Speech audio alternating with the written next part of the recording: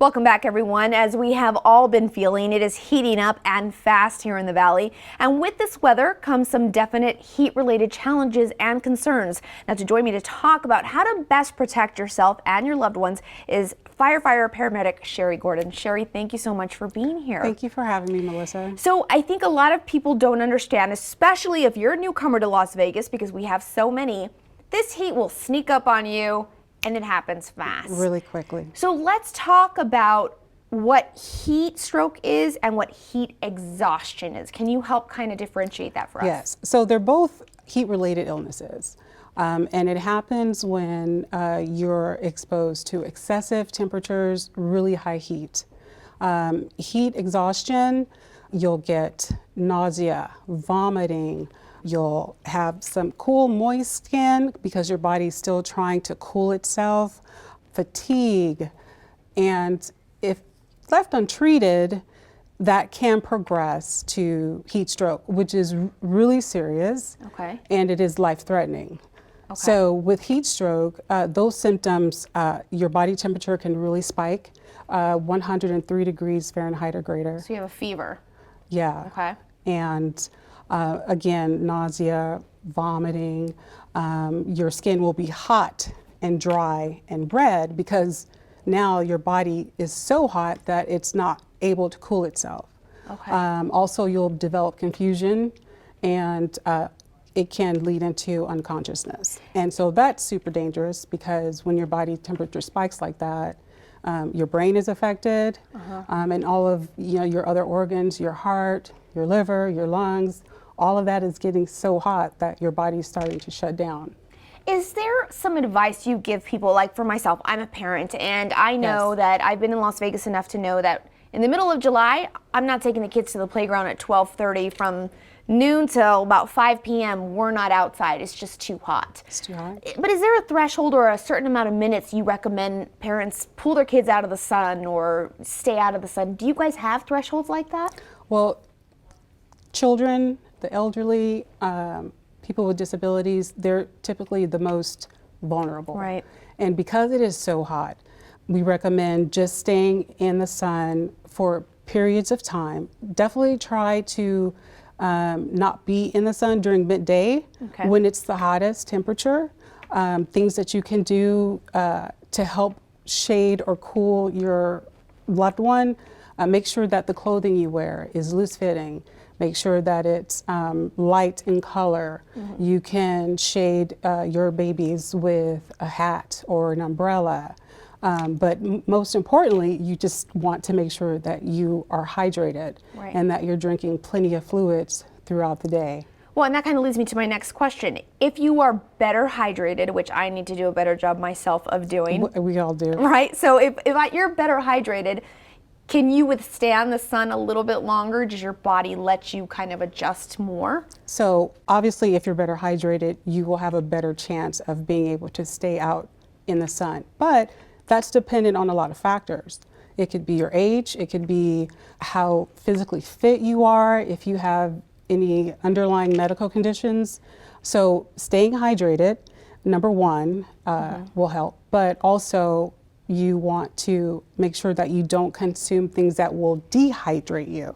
So soda, coffee, and all those energy drinks that we all love to drink, those are dehydrating. It's gonna dehydrate you even more. So what about like juice and stuff for the kids? Fruit juices, like even fruit, like fresh fruit, watermelon, all that stuff. You're getting fluids from that. Okay. It's fresh, it's healthy, but you want to maintain your water intake. You don't want to drink when you're thirsty, because when you drink when you're thirsty, it's already too late. Right. So, becoming overwhelmed by the heat can happen within minutes or within hours. It just depends on your overall general health. And I was unaware that, I always knew that water was always a better choice or something that's going to hydrate you, but I was unaware that a Coke or something like that could dehydrate you. Soda as well. It has caffeine in it. Okay. So sports drinks are good, but that has sugar content, which is not bad because you want to replace the salts, the minerals.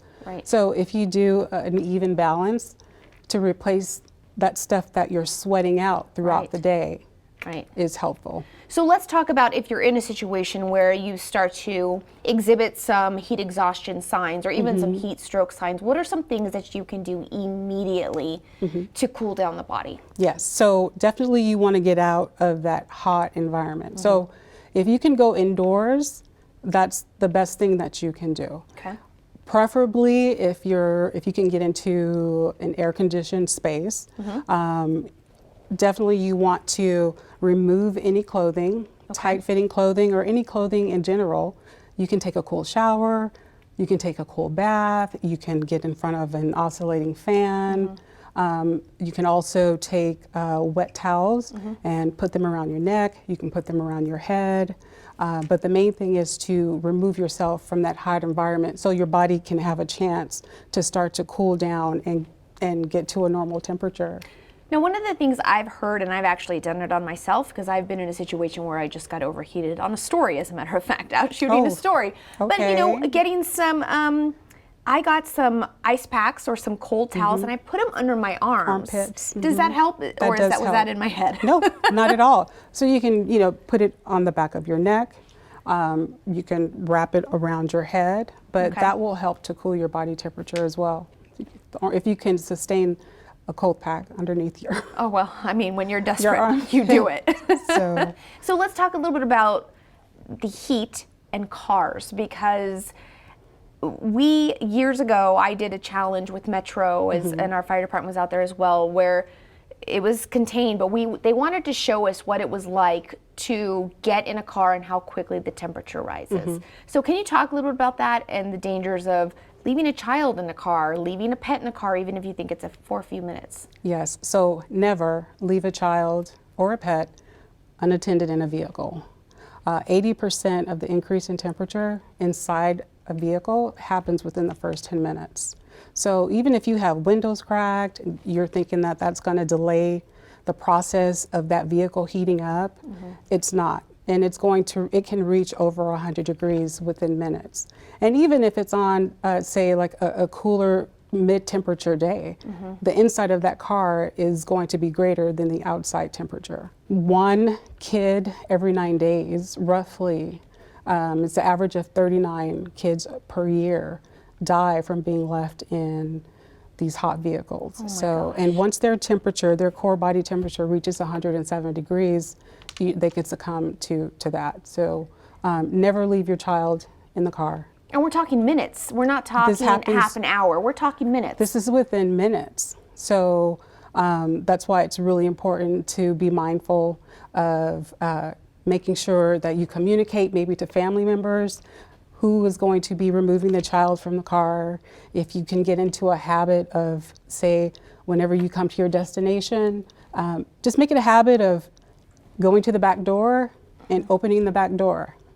Right. Every time you park. If you can, put a diaper bag or something in the front seat with you, almost as a cue that I do have my child with me. Right.